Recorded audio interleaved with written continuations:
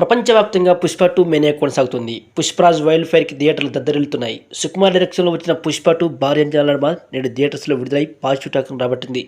అల్లు అర్జున్ నట విశ్వరూపాన్ని చూపి థియేటర్స్ దగ్గర పండగ చేసుకుంటున్నారు అభిమానులు. అయితే అల్లు వర్సెస్ మెగా ఫ్యాన్స్ మధ్య గత కొన్నాళ్ళు సోషల్ మీడియా వార్ కొనసాగుతుండగా 'పుష్ప 2' రిలీజ్ సందర్భంలో ఇదే అదును చూసి కొన్ని డైలాగ్స్ సోషల్ మీడియాలో తెగ చక్కర్లు కొడుతున్నాయి. ఈ సినిమాకు సుకుమార్‌తో పాటు శ్రీకాంత్ విస్తార్ రైటర్‌గా పనిచేశారు.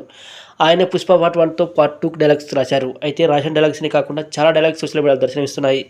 ఎవడ్రా బాస్, ఎవడికిరా బాస్, ఆడికి, ఆడి కొడుక్కి, ఆడి తమ్ముడికి కూడా నేనే బాస్, పావలా % వాటాగాడివి, ఏందిరా నీ మాట నేను వినేది, రేయ్ నువ్విట్టాగే వాగినవో అనంతపురం తీసుకుపోయి గుండు గీకిస్తా, పావలా లేకున్నా పౌరుషం ఎక్కువ ఎదవకి, పొత్తు పెట్టుకొని మంగళం సీన్ల రూపపావలా కమ్ముడిపోయే వాళ్ళ కనపడుతున్నానా, పుష్పరాజ్ రప్ప రప్ప ఇలాంటి చాలా ఉన్నాయండి సోషల్ మీడియాలో.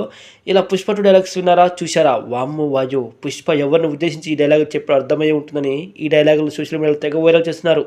వీటిని చూసిన తర్వాత ఏంటి బన్నీ మరి ఇంత డైరెక్ట్గా డైలాగులు చెప్పాడా అనే సందేహాలు చాలా మందిలో కలుగుతున్నాయి. అయితే సినిమా చూసిన వాళ్ళు మాత్రం ఈ డైలాగులు చూసి నవ్వుకుంటున్నారు. ఎందుకంటే అసలు ఈ డైలాగులు ఏవి కూడా సినిమాలో లేవు కాబట్టి పవన్ కళ్యాణ్ మెగా ఫ్యామిలీ అంటే గెట్టిన వాళ్ళు సొంత స్క్రిప్ట్తో ఈ డైలాగులు రాసి అవి 'పుష్ప 2' సినిమాలో ఉన్నాయని విపరీతంగా ప్రచారం చేస్తున్నారు. పైన చెప్పిన డైలాగులు లేకపోయినా కొన్ని డైలాగులు మాత్రం పడాల్సిన వాళ్ళకి చిరకలు పడేట్టుగానే ఉంటాయి. తన భార్య శ్రీవల్లి షేకావత్కి క్షమాపణ చెప్పేచ్చు కదా స్వామి, ఎందుకు వచ్చిన గొడవలని అన్నప్పుడు నేను తగ్గాలని చాలామంది చూస్తున్నారు, కానీ తగ్గేదేలని చెప్పే డైలాగ్ మాత్రం ఉంది. కానీ అది కథలో భాగంగానే చెప్పిన డైలాగ్గా కనిపిస్తుంది. అది తప్పితే ఎవరినో కావాలని ఉద్దేశించినట్టు అయితే అనిపించదు. ఇక 'పుష్ప' ఎంట్రీ సీన్లో మా బాస్ వస్తాడనే రౌడీ ముఖ అన్నప్పుడు ఎవరు బాస్, ఎవరికి బాస్, ఇక్కడ నాకు నేనే బాస్ అని పుష్పరాజ్ చెప్పే డైలాగ్ ఉంటుంది. దాన్ని సోషల్ మీడియాలో ఎవడ్రా బాస్, ఎవడికిరా బాస్, ఆడికి ఆడి కొడుక్కి అని ఇంకా ఎక్స్ట్రా చెప్పేసి పుష్పరాజ్ అన్నట్టుగా ప్రచారం చేస్తున్నారు. కానీ సినిమాలో ఆ డైలాగ్ కనిపించదు. సినిమా చూసిన వాళ్ళు సైతం బయట వైరల్ అవుతున్న ఈ డైలాగ్ చూసి శాక్ అయిపోతున్నారు. కొంపదీసి పుష్పరాజ్ ఈ డైలాగ్ అన్నాడా, లేదంటే ఆ గోడలో ఇళ్లలో మనకు వినిపించలేదా అనే సందిగ్ధంలో ఉండిపోయారు. ఎందుకంటే బన్నీ బాస్ గురించి డైలాగ్ చెప్పాడు తప్పితే ఈ రోజులో ఆడి కొడుకు తమ్ముడు అంటే ఏం చెప్పలేదు. ఇక సినిమాలో గుండు కొట్టించి గాడిదపై ఊరేగించే సీన్ ఉంది, కానీ ఆ సీన్ ఎవరినో ఉద్దేశించి పెట్టిందని అయితే అనుకోలేం. ఎందుకంటే ఫ్రీ క్లైమాక్స్లో పుష్పరాజ్ మనకి ఈ సీనే మూలం కాబట్టి అది కూడా కథలో బాగానే క్రియేట్ చేసిన సీన్ అయి ఉండొచ్చు. కానీ సినిమాలో కనిపించిన గుడిను పట్టలో కుట్టించిన గుండెతో పోస్ట్ పెడుతున్నారు.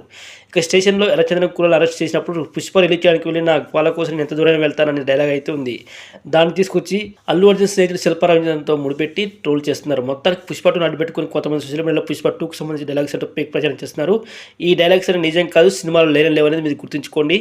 ఎందుకంటే ఎమోషన్స్, రెండు కుటుంబాల ఎమోషన్స్ని మీ ఎమోషన్స్గా తీసుకొని మీ మైండ్ అంతా కూడా అప్సెట్ చేసుకొని మీకు కావాల్సిన మీకున్నటువంటి పనులన్నీ పక్కన పెట్టేసి వారెవరో సినిమాలు తీసుకొని వారి ఇష్యూస్ని అన్నింటిని మీ మైండ్లో పెట్టుకొని చెత్త చెదరం అంతా నింపేసుకొని మీ భవిష్యత్తు లేకుండా చేసుకుంటున్నారు. వడే ఫ్రెండ్స్, మన లక్ష్యం, మన కళలు, మన కుటుంబం, ఇదే జీవితం.